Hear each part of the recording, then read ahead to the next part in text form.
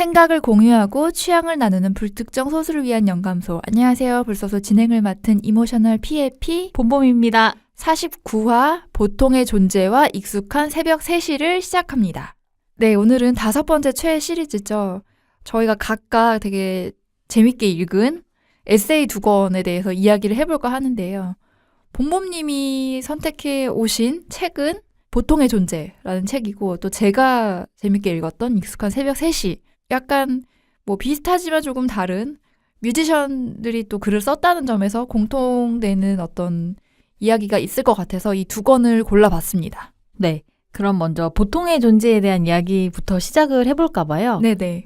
보통의 존재는 이석원 씨가 쓴 산문집이죠. 이 책이 2009년에 출판이 된 책이더라고요. 벌써 10년이 됐네요. 네. 그래서 10년 판으로 해갖고 블랙 에디션이 나왔어요. 원래 이 책이 되게 그냥 노란색 표지잖아요. 네. 근데 블랙 에디션도 나왔는데 그것도 굉장히 잘 판매가 됐다고 들었는데, 아니 제가 이거를 책을 저는 이제 되게 옛날에 읽어가지고 제가 한번 알라딘에 팔았거든요.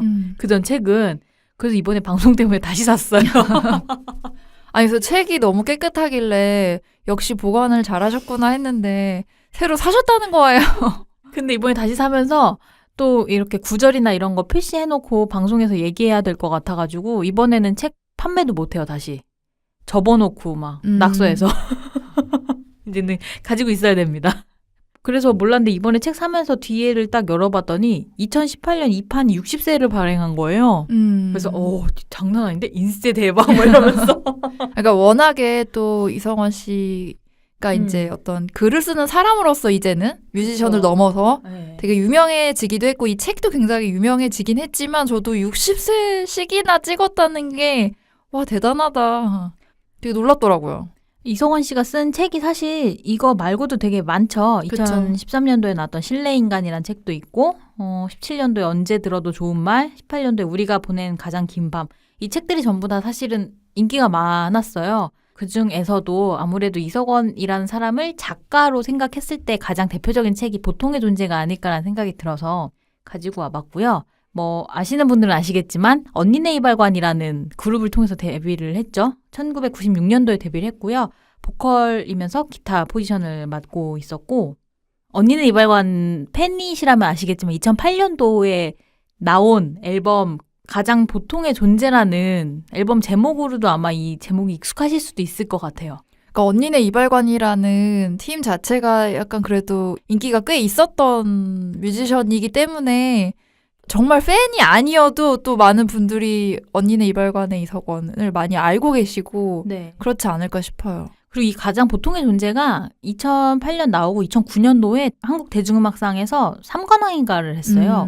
올해 음반부터 뭐 최우수 모던록 음반 그리고 최우수 노래까지 다 수상을 했거든요. 그러니까 사실 앨범적으로 그 노래적으로 봤을 때도 되게 명반으로 꼽히는 것 중에 하나인데, 그거가 또 이렇게 또 책의 제목으로 돼가지고 그 다음 해에 나와서 더 주목을 받은 건 아닐까라는 생각이 들기도 하고요. 그럴 수도 있죠.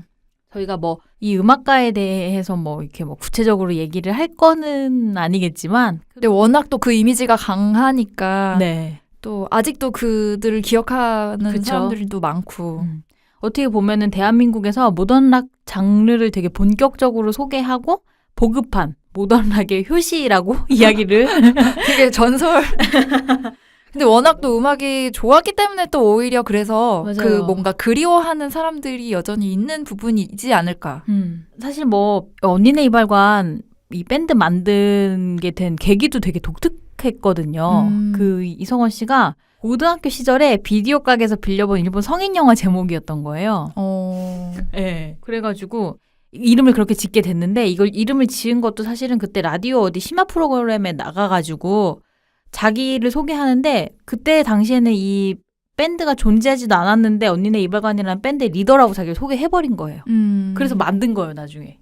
굉장히 뭔가 아티스트적인 과정이네요. 그렇죠. 그래서 이 분 자체도 사실 어떻게 보면 좀 존재 자체로도 좀 신비로운 느낌이라고 해야 될까요? 그런 느낌도 좀 있고, 그래서도 그런 게 되게 많이 묻어나는 것 같아요. 개인의 어떤 일상을 담담히 풀어내는 글들을 보통 쓰는데, 그 글에서 보여지는 감정의 깊이는 그냥 결코 가볍지 않은 느낌이 되게 크거든요.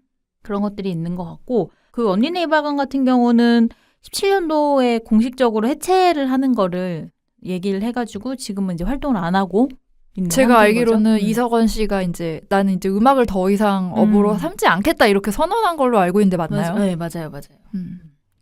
네, 그러면은 이제 은근히 우리가 책 얘기를 하겠다고 했는데 언니네 이발관에 대해서 얘기를 많이 그러네요. 했는데 네네. 이제부터는 작가 이석원의 보통의 존재라는 산문집 자체에 대해서 좀 포커스를 맞춰서 얘기를 해볼까 하는데 피님 혹시 읽어보셨나요? 아니요, 저는 이석원 씨의 책을 읽어보진 않았는데 그냥 그런 거 있잖아요. 너무 또 유명하고 그래서 약간 되게 익숙한 느낌? 읽진 않았는데도 불구하고 여러 SNS나 뭐 서점에 가서도 굉장히 자주 발견한 책이었던 것 같아요.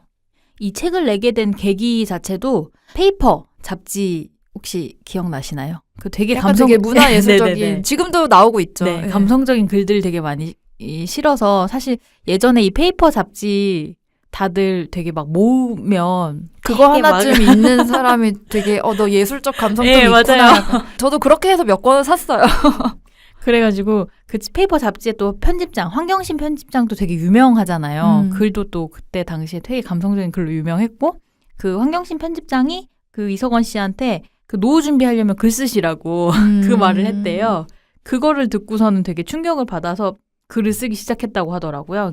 40이 넘으면 자기한테서 더 이상 좋은 곡이 나오지 않을 거라는 생각을 되게 막연하게 가지고 있었대요. 두려움도 크고 그래서 뭔가 새로운 출구가 필요하다는 생각을 되게 많이 했는데 그때 그 편집장이 그런 조언을 해줬고 그러면서 뭔가 노후 대비라는 말이 되게 와닿았고 그래서 그냥 일상의 글쓰기를 하기 시작했는데 그게 이제 이렇게 됐다고 얘기를 하더라고요.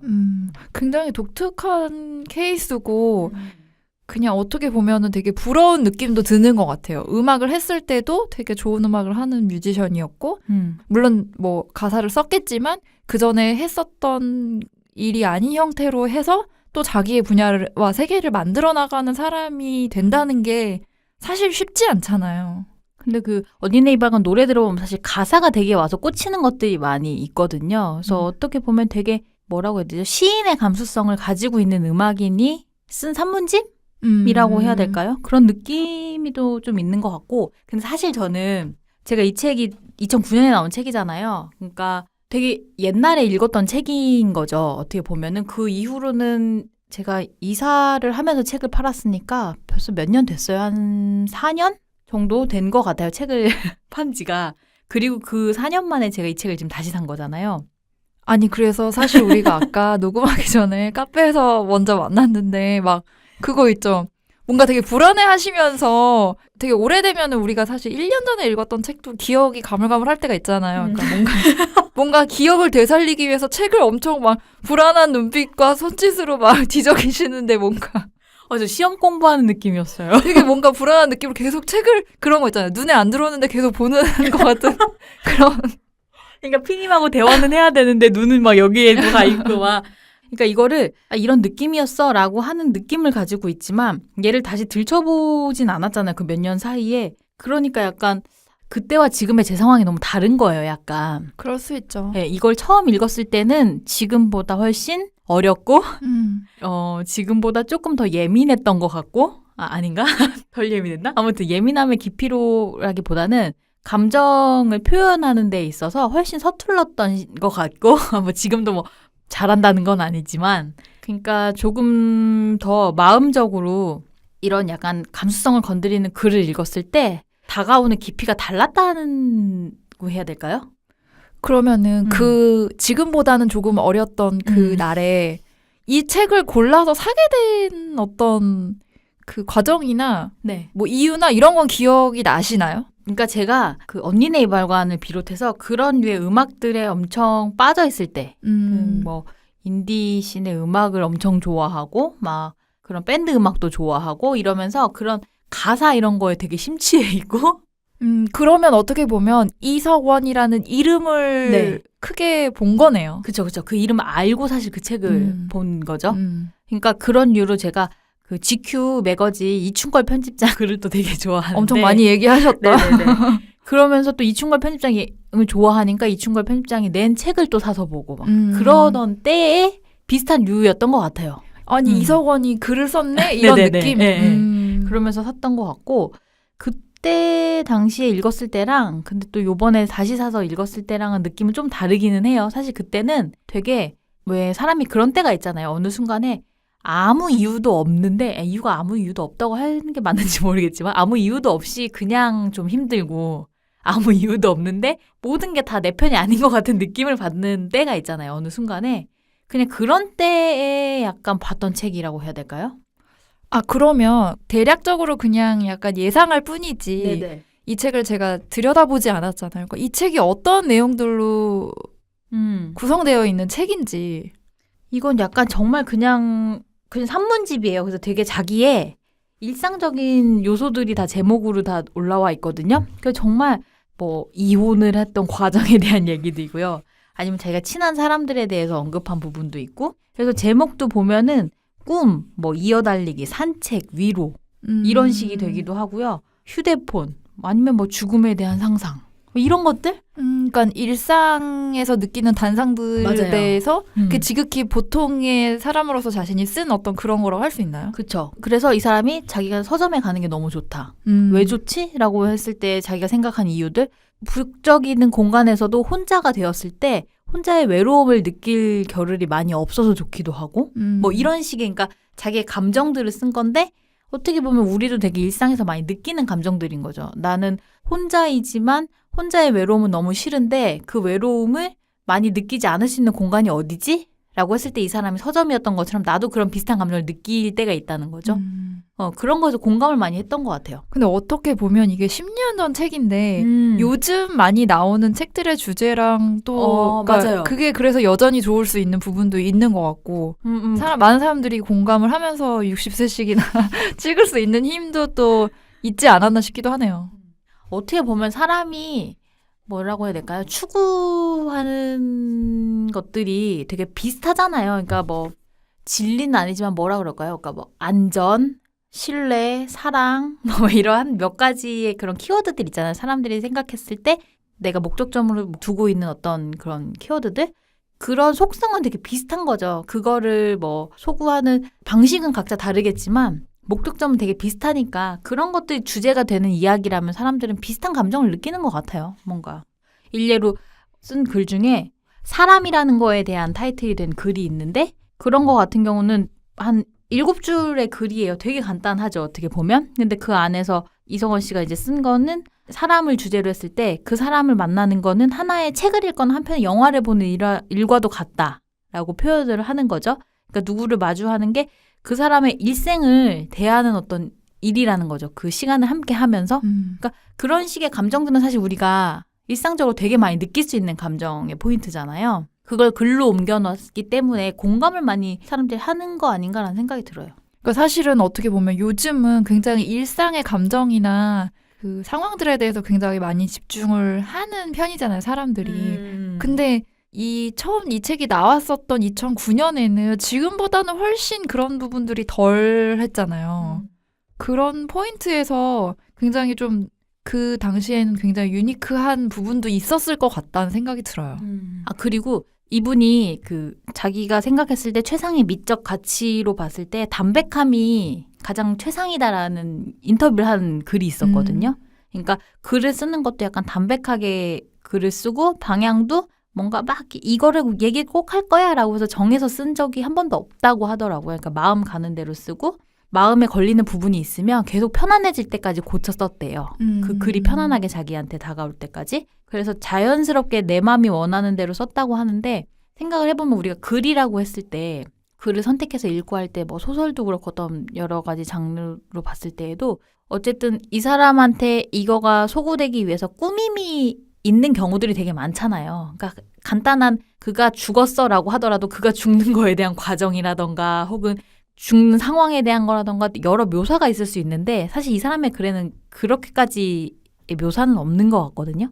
그때 당시에는 어땠는지 모르겠지만 이 담백함이라는 게 그런 포인트가 아닌가 싶기도 해요. 되게 솔직하게 내려놓는 거잖아요. 여기 보면은 진짜 약간 이 사람이 가지고 있는 되게 나쁜 버릇 같은 거나 이런 것도 되게 솔직하게 써 있거든요. 그런 부분에서 또 사람들한테 뭐 소구가 됐을 수도 있는 것 같아요. 다른 면으로. 그러니까 뭐 글도 그렇고 음악도 그렇지만 내가 예쁘게 세련되고 예쁘게 포장해서 보여주는 게 뭐 잘 전달되는 경우도 있지만 그냥 담백하게 이야기를 했는데 그런 거 있잖아요. 약간 느끼는 사람의 몫을 남겨두는 것 같은 그런 맞아요. 음악이나 그런 글들이 좀 그래도 허세 없이 담백한 경우들이 많은데 약간 그런 이유가 아닐까 싶기도 하고요. 허세 없이 담백한이라는 표현 되게 잘 맞는 표현인 것 같아요. 근데 그게 정말 아무 의미 없어서 쓴 느낌보다는 그냥 받아들이는 사람의 여백이 되게 있는 것 같은? 맞아요. 그런 포인트로 이 사람의 음악도 좋아하고 이 글도 좋아했던 것 같아요. 지금 새록새록 나의 기억을 되살려서. 이전의 기억들을 생각해보니.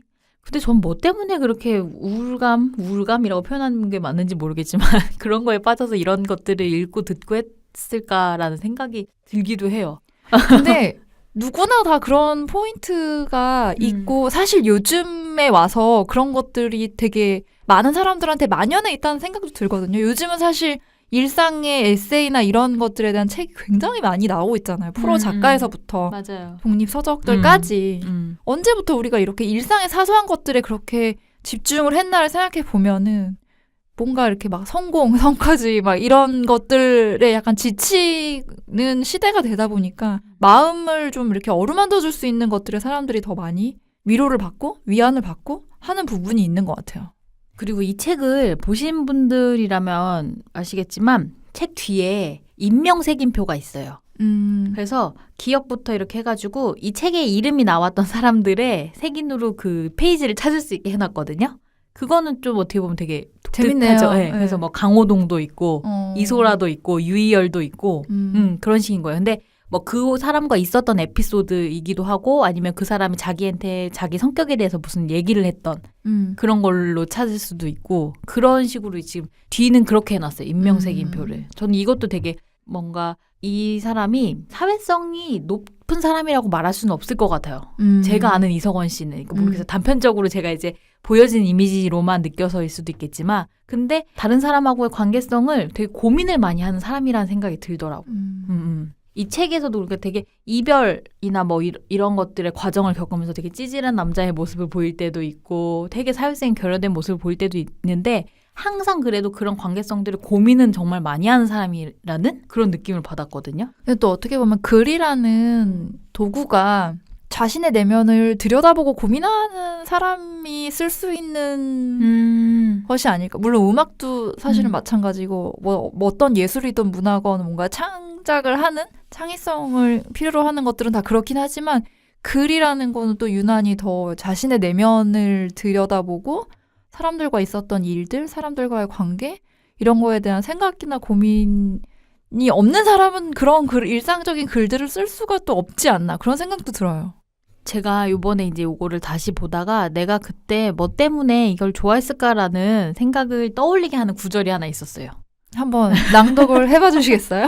그게 제목이 나는 오늘도 느리게 달린다라는 구절인데 이것도 길지 않거든요. 텍스트는 6줄 되는데 그냥 이제 도로에서 남들보다 난 항상 느리게 달리는 차인 거예요. 내 차는 항상 느린 거예요. 다른 사람들은 항상 나보다 앞서 나가려고 클락션을 누르고 쌩 하고 추월하고 막 이렇게 하는데 난 항상 느린 거예요. 근데 여기에 이 작가가 자기의 생각을 담은 게 뭐였냐면 너네는 좋겠다. 그렇게 급한 일, 중요한 일, 가치 있는 일이 있어서 그렇게 미친 듯이 가야 할 곳이 있어서 좋겠다라고 써놔요. 나는 항상 늦게 달린다고. 약간 저는 이 부분이었던 것 같아요. 그러니까 내가 뭐 때문인지 모르겠는데 항상 남들보다 좀 뒤처져 있는 것 같고 남들보다 고민은 많이 하는데 앞서가지 못하는 것 같고 라는 마음을 되게 많이 가지고 있던 그 시절에 내가 나 말고도 이런 생각하는 사람들이 또 있어 라는 그냥 위로 아닌 위로를 받는 근데 어떻게 보면 그러니까 내가 봤을 때는 나만 빼고 다 빠르게 가는 것 같지만 그 누군가는 또 본인이 제일 느리다고 생각하고 나만 좀 돌아가는 길을 가는 것 같기도 하고 나만 선택을 자꾸 이상하게 반복하는 것 같기도 하고 그런 생각들을 많이들 하지 않을까 싶어요. 요즘 사람들이. 근데 제가 요번에 요 책 준비하면서도 그렇고 했는데 저희가 이 최애 시리즈 하면서 몇 가지 이제 컨텐츠들 쭉 하고 있잖아요. 네. 근데 지난 시간에도 이제 뭐 얘기를 하다 보니까 그랬는데 내 스스로가 나에 대해서 되게 많은 고민을 하고 있구나라는 생각을 이 최애 시리즈를 하면서 되게 많이 느꼈어요. 그러니까 이전에 뭐 저희가 TV 프로그램 얘기하는데 여행 관련된 얘기를 하다 보니 내가 어떤 여행들을 했고 또 앞으로 어떤 여행이 하고 싶다라고 얘기하면서 나왔던 고민들, 뭐 지난 시간에 결혼에 대한 얘기를 하면서 내가 지금 내 인생에 대해서 어떤 고민을 하고 있다라는 이야기들도 그렇고 역시나 이것도 마찬가지고 얘나 지금이나 나는 나 때문에 고민이 되게 많구나. 약간 그런 생각들이 드는 거예요. 그래서 난 너무 진지주의구나 했는데 그 고민이 끝이 없는 것 같아요. 살아도 내 스스로에 대한 고민들을 정말 많이 하는 것 같아요. 제가 이 이석원 씨 관련해서 이제 요번에 찾다 보니까 인터뷰한 것들이 이제 몇 개 있는 거예요. 그래서 꼭 이제 이 책 출간할 때 말고 이후에 책 뭐 출간하면서도 이분이 인터뷰한 것들이 있는데 뭐라고 해야 되죠? 행복이라는 거에 대해서 되게 익숙하지 않은 사람이라는 느낌을 받게 하는 그런 인터뷰들이 되게 많았어요. 행복한 일이 생기면 되게 낯선 감정이 든다 뭐 이렇게 얘기하는. 근데 그분이 그 인터뷰 질문에 대해서 대답을 했던 게 그러니까 갑자기 행복하면 되게 불안한 편이라고 하더라고요. 근데 행복감을 자주 느낀대요, 대신에. 그러니까 그냥 정말 작은 거에 행복이 있다는 걸 어느 순간 깨달았다는 거예요. 근데 그런 것들이 이 글에 잘 반영이 되는 것 같긴 해요. 그러니까 일상적으로 그냥 자기가 그때그때 생기는 감정들에 대해서 되게 솔직하게 풀어내고, 그러니까 꼭 막 어떤 위치가 되면, 얼마를 벌면, 이라는 그런 가정이 없는 사람 있잖아요. 그냥 지금의 내가 행복해. 그냥 지금의 이 어설프거나 지금의 이 슬픔도 또 받아들이고 또 그 다음으로 넘어가고 뭐 약간 그런 식의 태도가 있는 사람이라고 해야 될까요? 그래서 사람들이 그냥 위로를 굳이 이 사람이 되게 츤데레처럼 되게 다정하게 이런 삶이어도 괜찮습니다 라는 위로를 하는 사람이 아니라 그냥 되게 츤데레 같은 스타일이어서 사람들이 더 위로를 받는 것 같기도 해요. 그래서 보통의 존재 책을 이렇게 막 검색을 해보거나 하잖아요. 그러면은 그 위로가 되는 책으로 되게 많이 소개가 되더라고요. 그래가지고 그런 부분에서 되게 놀랐어요. 사실 이 글이 그렇게 막 보듬어주고 어루만져주는 책은 아니거든요. 그냥 그런 것 같아요. 요즘 많은 사람들이 더 공감하는 거는 너 힘들었지 뭐 그럴 수 있어 이렇게 말하는 것보다는 그냥 나도 힘들어. 나 맞아, 내 맞아. 얘기 한번 해볼게 라고 하면은 그냥 그 얘기 속에서 읽는 사람들이 받아들인 사람들이 맞아 나도 이랬는데 이렇게 할 때 더 공감받고 위로 받는 것 같아요. 요즘에 어설픈 위로나 충고는 꼰대 소리를 듣죠. 네가 뭘 알아가 되잖아요. 우리 때는 말이야. 막 맞아. 그래서 그때만 지금이나 같아. 막 이러면서 잘못 말하면 큰일 납니다, 요새. 그쵸, 맞아. 위로와 공감보단 차라리 그냥 나도 그래. 그러니까 어떻게 보면은. 그러니까 위로, 공감, 위안이라는 거는 받아들이는 사람의 감정이 맞아요, 그래야 맞아요. 하는 거지. 주는 사람이 그거를 막 너무 애쓰면 오히려 또 반감이 되는 부분이 있어요. 그러니까 너도 나 위로하지 마. 나도 너 위로 안 할게. 그냥 우리 같이 아프자. 막 이런 거. 이렇게 결론 나나요?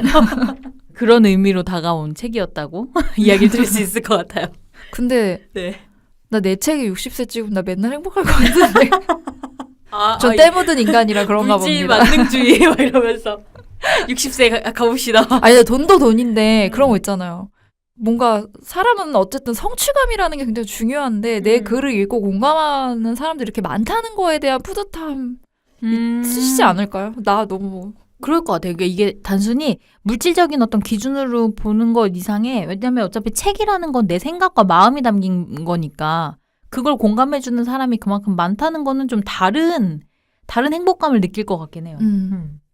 네. 그럼 이렇게 저희가 보통의 존재에 대해서는 이야기를 마무리를 해보고 다음 책을 한번 얘기해볼까요? 피님의 픽이죠. 네. 익숙한 새벽 3시. 아니 근데 지금 이제 본범님의 픽이 보통의 존재를 얘기했잖아요. 네. 그래서 이제 그렇구나 하면서 이제 쭉 들었는데 갑자기 이 얘기를 하려니까 마치 내가 이 책 하나를 그러니까 우리가 같이 본 책을 얘기하는 게 아니라 각자의 책을 얘기하니까 내가 이 책을 대표해서 막 다 얘기해야 될 것 같은 부담감 갑자기 밀려오네요. 그러지 맙시다. 못할 것 같아서. 네. 먼저 작가에 대한 이야기를 한번 해볼까 봐요. 네, 일단 이 책은 그러니까 제가 이 책을 사실 사게 된 거는 서점에 갔는데 뭐 에세이나 이런 거를 모아놓은 데면 앞에 추천 도서로 있었어요. 근데 책을 고를 때 뭔가 그냥 뭔가 왠지 모르게 꽂히는 느낌 있잖아요. 맞아요. 있어요. 제목도 그렇고 앞에 살짝 몇 장을 읽었을 때 이 책을 덮고 나서 다른 책을 또 막 이렇게 훑어보는데도 왠지 저 책을 내가 사게 될 것 같은 느낌? 네. 그런 책이었는데 일단은 이제 글 쓴이인 오지은 씨에 대해서 먼저 얘기를 해볼까 합니다. 이분도 이제 뮤지션이죠. 싱어송라이터로 1981년생이시고 이제 2006년에 유재하 음악경연대회에서 동상을 수상을 했고 2007년에 이제 1집을 발매를 했더라고요. 그래서 정규 앨범은 이제 3집까지 발매를 하셨고 그 외에도 다양한 음악 활동들을 했고 그리고 저는 사실은 뮤지션 오지은으로서 그분의 음악을 자주 들은 사람은 아니었어요. 익숙하지 않았고 그래서 이제 책을 읽으면서 어떤 음악을 하셨었나를 다시 돌이켜 보니까 그 2011년에 프로젝트 앨범으로 카페라는 타이틀로 해서 그 이상순 씨랑 같이 또 왜 그래라는 노래를 발표한 적이 있어요. 제가 그 노래를 굉장히 자주 들었었는데 그게 오지은 씨였더라고요. 찾아보니까 다시. 네, 그래서 음악은 계속 하고 계신 걸로 제가 알고 있고 얼마 전에 또 예전에 냈던 앨범들을 리마스터드라는 타이틀로 해가지고 다시 앨범을 내시기도 했어요. 저는 오지은 씨 노래를 진짜 많이 들었거든요. 아니 그래서 오히려 본범님이 콘서트를 간 적이 있다고 하셔가지고 네. 놀랐어요. 그게 2집 앨범을 제일 그때 아마 꽂혀 있었던 것 같은데 뭐 진공의 밤이라거나 익숙한 새벽 3시 이런 노래들은 아마 들으시면 아마 아시는 분들도 있을 것 같은데 그러니까 이 책도 마찬가지로 발매했던 수록곡이 네. 이제 책 제목이 된 케이스죠. 네. 그래서 이때 한참 저 우울했나 봐요. 그런 노래들에 빠져 있었던 때여가지고 그때 홍대에서 공연하신다 그래가지고 친구랑 같이 갔는데 한 1시간 반을 그 음악에 그 무드의 노래만 계속 듣다 보니까 나왔는데 더 우울해진 거예요. 우울로 빠지는 약간 그런 느낌의 공연을 보고 나오면서 이렇게 그랬는데 그리고 나선 한동안 노래를 안 들었던 것 같기는 해요. 이후로는. 하여튼 그랬고 이제 번역도 하시더라고요. 책뿐만이 아니라 일본에 이 책에 읽다 보면은 일본에 1년 정도 사셨던 얘기도 나오기도 하는데 일본어를 굉장히 잘하시는 것 같아요. 그래서 일본 만화 번역 활동을 또 하셔가지고 뭐 커피 한 잔 더, 토성맨션, 고양이 섬의 기적 이런 책들을 번역을 하셨고 제가 알기로는 어떤 그런 만화 OST 같은 것도 부르신 적이 있는 걸로 알고 있어요. 뭐 뮤지션 오지은에 대해서는 뭐 이 정도인 것 같고 이제 책 얘기로 넘어가 보면은 2014년에 처음 이제 홋카이도 보통 열차라는 책을 쓰셨고 지금 제가 오늘 골라온 책이 2015년에 쓰셨던 익숙한 새벽 3시고 그다음에 이제 작년에 또 유럽에서 기차 여행을 하고 쓰신 게 이런 나라도 즐겁고 싶다. 이렇게 3권을 내셨더라고요. 그래서 이제 이 책을 서점에서 우연히 발견을 하고 뭔가 알 수 없는 꽂힘? 약간 한두 페이지 정도 이렇게 읽었는데 그러니까 제가 에세이를 그렇게 막 선호하는 편은 아니에요. 에세이들이 약간 잘 고르면 되게 좋은데 못 고르면 되게 너무 헐거운 경우가 저는 많다고 느껴가지고 그렇게 막 잘 모르겠는 책을 막 이렇게 모험해서 사듯이 사진 않아요. 이게 좀 다른 얘기일 수 있는데 에세이에 따라서 제가 만약에 이제 어떤 책을 읽고 있어요. 그러면 이제 상대가 그 책을 보잖아요. 너 그런 책 읽어라고 할 때가 있어요. 그러니까 그 작가와 그 에세이의 제목이 주는 느낌 때문에 사람들이 약간 그 책을 읽지 않았더라도 선입견처럼 얘의 무드가 그런 무드인가? 라고 하면서 왜 이렇게 그러니까 뭐 임경선 작가 좋아하면 임경선 작가 글 좋아해? 뭐 이렇게 되거나 왜 그런 느낌 있잖아요. 네네. 그렇게 약간 평가받을 때도 있는 거예요. 저 그래서 그런 경우 되게 사람들이 약간 그 어떤 에세이라는 거는 그 사람의 글을 그런 식으로 이제 판단이 되다 보니까 이 읽는 사람에게도 그거가 이렇게 더 씌워지는 느낌이구나라는 걸 깨달은 적이 있어요. 이런 것도 그렇게 받아들여질 것도 같은 생각이 들어요. 나의 감성이 새벽 3시로 뭔가 그런 잠들지 못하는 마음. 근데 뭐 그렇게 보면 그럴 수도 있는 게 에세이를 원래 잘 안 읽는데 몇 장 읽었는데 어딘가 모르게 너무 공감이 되고 이 사람 왠지 나와 닮은 구석이 있을 것 같은 생각이 드는 느낌이 확 들어서 그래서 이제 읽었는데 2014년, 2015년 20대의 이야기들을 써서 이제 2015년에 발매를 한 책이에요. 근데 역시나 이제 일상에서 느끼는 것들에 대한 이야기를 하는데 시작점은 뭐냐면은 음악을 계속 해오셨잖아요. 근데 사실 음악을 하는 부분들이 뭐 성공과 실패 이런 거에 대한 문제도 있지만 계속해서 자기 안에서 뭔가를 만들어내서 창작을 해야 된다는 거에 대한 힘듦이 또 있을 수 있잖아요.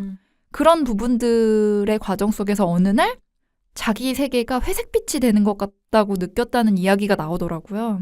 그게 이제 보통은 어떤 나이가 어느 정도 됐을 때에 누구에게든 약간 찾아오는 시기인데 그게 조금 일찍 찾아온 게 아니었을까 그런 생각을 한 것 같기도 해요. 제가 봤을 때는. 그래서 어느 순간은 더 이상 음악도 들을 수 없는 약간 그런 느낌?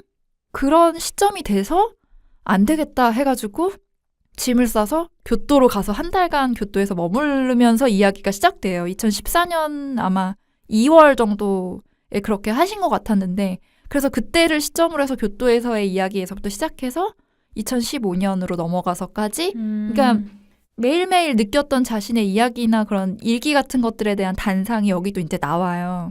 짐을 싸서 교토로 간 게 결혼한 지 한 달이 된 시점이었다는 거예요.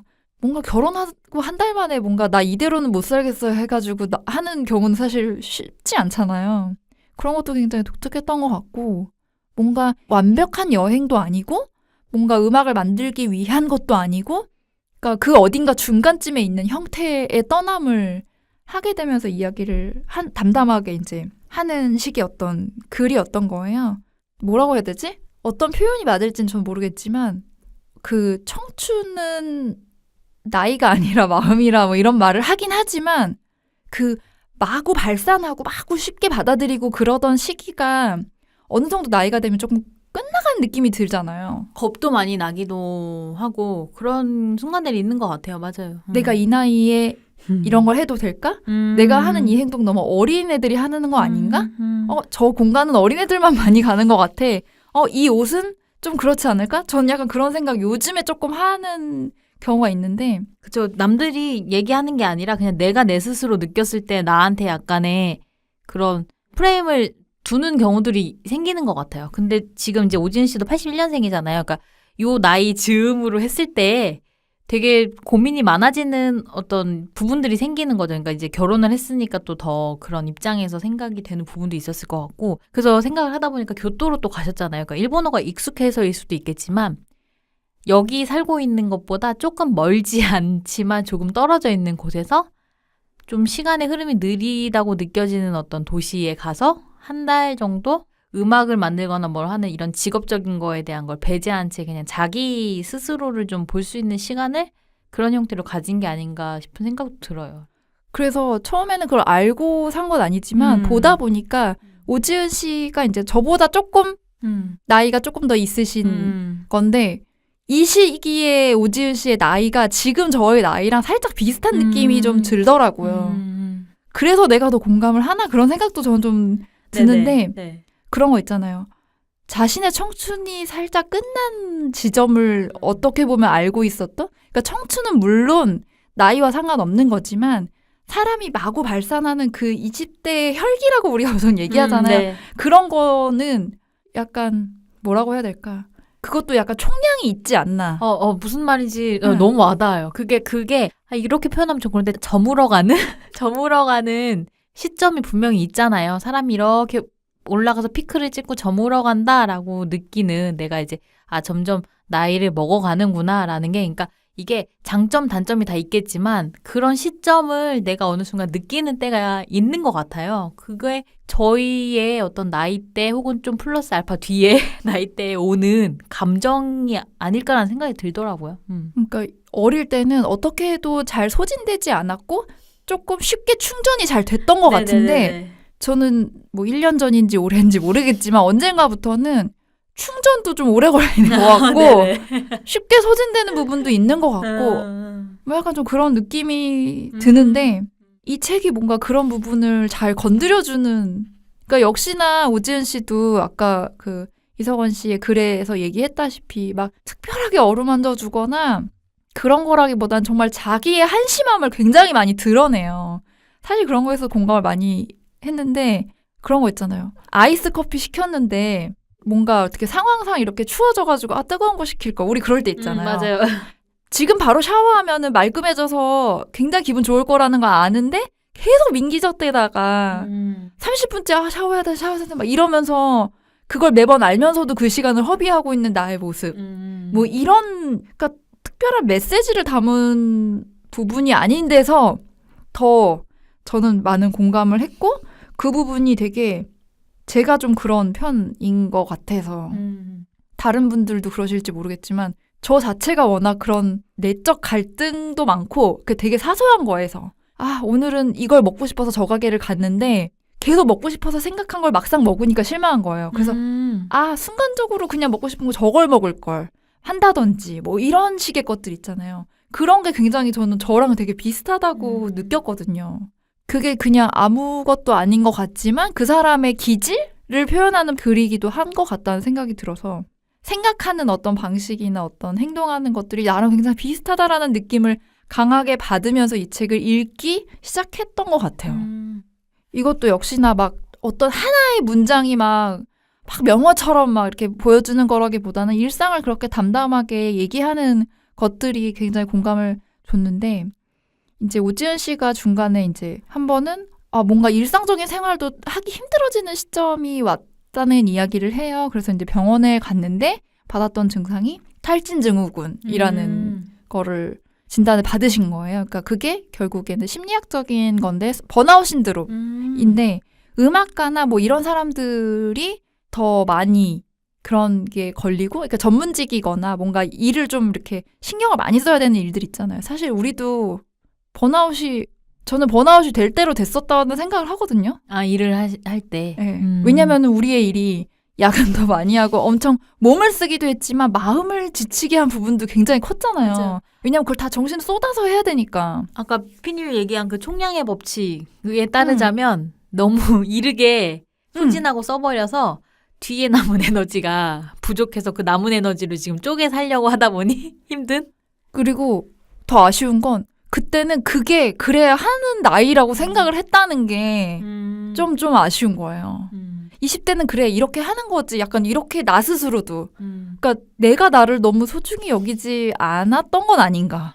저 그 말 진짜 공감해요. 저 요즘에 그러니까 어떤 일이 있어서 좀 저보다 좀 한 나이 차이가 뭐 10살 뭐 이렇게 차이가 나는 분들이 가끔 뭐 그런 거 물어볼 때 있잖아요. 뭐 어떻게 진로에 대한 뭐 얘기를 한다거나 하는 경우가 만약에 있다면 근데 제가 누구에게도 어떤 사람에게도 그런 이야기를 해줄 수는 없어요. 그러니까 그거는 각자의 인생은 다 달리 있고 선택할 수 있는 것도 다르고 나의 말이 맞는 말도 아니고 다른데 제가 그냥 유일하게 하는 말 하나는 항상 그거였던 것 같아요. 그러니까 자기를 되게 소중하게 여기는 삶을 살면 너무 좋겠다라는 이야기는 그냥 누굴 만나도 요즘엔 하는 것 같아요. 왜냐면 내가 그렇게 못했고 나는 이제 앞으로는 그렇게 하고 싶은 마음이 너무 크니까 그런 얘기는 되게 잘 하는 것 같아요, 요즘에. 근데 우리가 일을 할 때 그거죠. 우리는 그때는 그게 우리 자신을 생각하는 일이라고 생각한 거잖아요. 맞아요. 이 일을 더 하드하게 계속해서 일의 어떤 발전성을 그러니까 너무 뭔가 추상적인 무언가를 발전해야 된다는 계속 그런 역량을 물론 이제 배워가는 시기고 뭔가 어떤 지점에 도달하기 위해서 노력해야 되는 건 맞지만 너무 그런 쪽에만 하다 보니까 내 내면을 돌아보는 것보다는 그냥 나의 능력치를 올리려는 거에 혈안이 돼 있었던 건 아닌가. 맞아요. 그래서 보면은 여기 책에서 묘사하는 것 중에 하나가 탈진 증후군인 사람들의 특징 중에는 끝을 낼 수 없다는 점이 있다. 그 말이 저는 그러니까 만족하지 못해서 계속 없고 그러다 보면 탈진을 하게 되는 거라는 거죠. 정신적으로. 근데 옛날에 일했던 걸 생각해보면 끝이 없었던 것 같은 느낌? 내가 끝을 안 내서 끝이 없었던 것도 있지만 상황적으로 끝이 안 나는 거예요. 정답도 없는데 뭔가 미지의 정답을 계속 찾아야 되는 어떤 임무를 맡은 것 같은 느낌? 그게 일이었는데 그 일을 한 시간이 너무 많다 보니까 그게 내가 돼버린. 그쵸. 일과 내가 동일시되는. 맞아요. 사실 지금 그렇게 하라고 그러면 저 절대 못하는데 그때는 어떻게 했나 모르겠어요. 저도 마찬가지예요. 책 얘기하다 보니까 자꾸 우리의 지난 날을 돌이켜보게 되는데 그런 부분에 있어서도 맞아 나도 좀 그런 것 같은데 막 이런 생각이 들더라고요. 그리고 이제 한계에 대해서 이야기하는 부분이 있는데 이게 뭐냐면은 이 서점에 이렇게 중간에 보면은 큐레이터가 추천을 한 페이지가 있어요. 네. 거기에 이렇게 지금 본범님한테 이렇게 보여드리면 이렇게 아. 투명한 셀로판지 같은 데에다가 책 모양으로 네네. 이렇게 펜으로 해서 이 부분을 체크를 해놨어요. 이렇게. 아. 근데 여기에 이제 나와 있는 구절 중에 하나가 뭐냐면은 우리는 막 우리의 어떤 한계를 넓히려고 막 애를 쓰잖아요. 그쵸. 시험하려고 하고. 네. 근데 이제 여기서 나오는 얘기는 지름의 평균 길이를 파악해두는 것이 중요하다고 얘기를 하면서 원을 넓히는 것보다는 모양을 파악하는 게 중요하다. 그리고 그 과정이 끝나면 파고 들어가야 된다고. 내 모양대로. 근데 어떻게 보면은 저는 어떻게든 넓은 원을 그리려고 넓히기만 하다 보니까 어느 순간에 내 모양이 없고 넓지 않아도 나만의 모양이 있어서 그 시간에 파고 들어갔다면 지금 훨씬 더 깊게 팔 수 있었을 텐데 넓히는 거에 대해서만 너무 막 집착을 했었던 건 아닌가 그런 생각이 들어서 내 모양을 내가 알고 있었나? 이것도 굉장히 어떻게 보면은 평범한 말인 것 같은데 그러네요. 너무 공감되는 거예요. 진짜 공감되네요. 내 한계를 내가 알 필요도 있고 사실은 그쵸. 내 모양을 알아야 되는데 그런 거 없이 그냥 막 어떻게든 해보겠다고 막. 그리고 마치 그런 거 있잖아요. 사람들이 한계라는 단어에 대해서 한계는 뛰어넘어야 되는 것처럼 사실 그럴 필요 없는데 그죠? 한계가 있다고는 말은 되게 부정적인 것처럼 받아들인다는 이야기가 나오는데 맞아요. 본원이 또 깊은 공감 때문에 또 약간 눈물 울컥하시는 거 아니 전 진짜 요새 왜 이렇게 방송하면서 맨날 이제 매 시간이 저에게는 저 지금 이제 상담 받나 봐요. 맨날 이걸로. 그런 것 같아요. 맞아요. 그리고 그 음악과 글에 대해서 묘사한 부분도 또 공감이 갔는데 음악은 저는 음악을 해본 적이 없기 때문에 잘 모르지만 표현을 하신 게 음악은 헤엄 같다고 세상과 자아의 경계에서 허우적거리다 보면 노래가 생겨난다고 얘기를 하는데 글을 묘사한 거에서 굉장히 공감했는데 글은 잠수라는 거예요. 얼마나 오래 숨을 참고 얼마나 깊이 있게 들어가서 깊은 곳에서 뭔가를 묵묵하게 캘 수 있는 것이가 중요하다는 게 그 깊이가 제가 봤을 때는 그게 나 자신인 것 같다는 생각이 드는 거예요.